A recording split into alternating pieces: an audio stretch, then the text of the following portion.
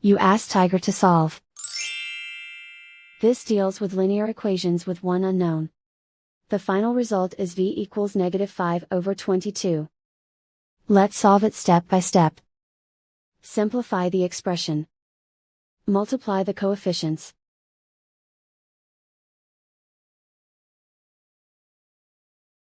Group like terms.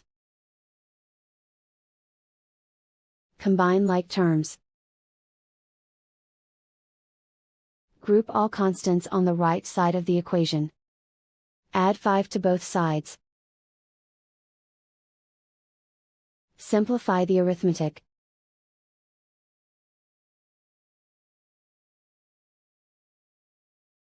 Isolate the v.